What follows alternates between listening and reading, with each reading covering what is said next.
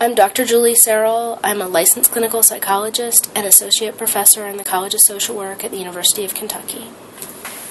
Thank you, Dr. Cerel, for the interview, and we are very excited about your research, and would you talk about your research about suicide prevention? I've been interested in doing suicide research since my first year in graduate school.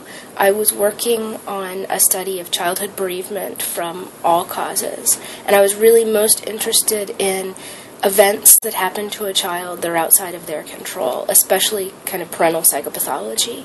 And when we looked at that sample, the children who'd experienced parents that died by suicide were kind of the best example of that. The more I got into that research, the more I realized that there's so little that we know about children that experience a death by suicide of a parent, or really anyone that experiences a suicide death of somebody they care about. And so when I finished my master's thesis, my advisor said, well, this is probably the most comprehensive study anyone's ever going to do on this, so move on and do something different. And a few years later, when I was looking into my postdocs, people said, well, you're a suicide bereavement researcher. And I said, oh, I guess I am. And at that point, I started looking and realizing that those little studies I'd done for my master's thesis were widely discussed because they were the largest studies anyone at that point had ever done. And they still receive a lot of citations. But it really spurred my interest in doing suicide prevention work, but especially bereavement, which is often called postvention work. This class is about program evaluation, so you talk more about program evaluation about suicide prevention program. So the manuscript that you guys read for this class is based on my collaborations. When I arrived in Kentucky, they were already doing a program which is really internationally well-known called QPR, Question, Persuade, Refer. And at the time I got here, I'd actually been working with the International QPR Institute and doing some of the evaluation work of, does this program that is being widely disseminated, QPR says, every American should know QPR the same way every American knows CPR, cardiopulmonary resuscitation. And so I looked at, I think in the manuscript that you guys have, there's about 6,000 people who had gone through this training to really figure out what is it about this training. Is it acceptable for people, and does it really seem to change their attitudes about their abilities to intervene if someone's suicidal? I see. And is there any reason that you chose the one group design, like pre and post test? That was the data that was available. When I moved into the state, we started talking about how to make the program better, but they'd already had 6,000 people, or however many is in that manuscript, go through the program, and it wasn't the world's best measure they'd used, but at least they'd measured something. And it was a pre-post design of right before and right after the typically 1 to 1.5 hour intervention. And so we used the available data. And even with those not-so-great measures, we were able to show some pretty interesting differences in people's perception of their abilities.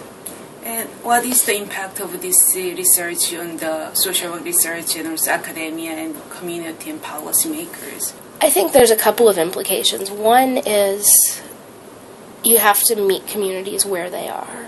And so this is something that people at the state level had been very excited about for a number of years. They'd have invested a lot of resources into getting people trained. They weren't using the best outcome measures, but they were measuring it in some way. And so in order for me as a researcher to be able to say, you know, we need to be doing this in a little bit more sophisticated way, and we need to be doing it in a way that gives us some better outcomes about trying to figure out exactly what's going on, I was able to work with their data and work with what they already have to show that there was really a small change.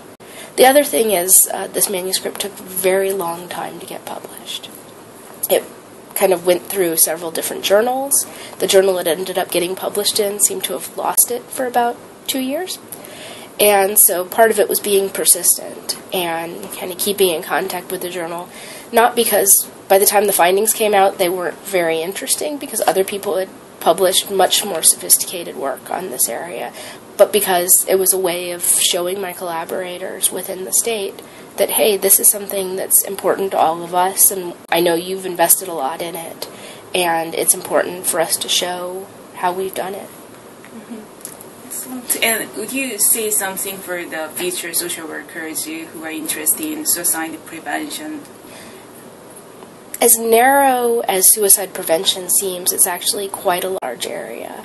And so there's room for people interested in policy work, there's room for research, there's room for direct clinical service, and there's lots of opportunities to get involved either as a clinician or working in agencies.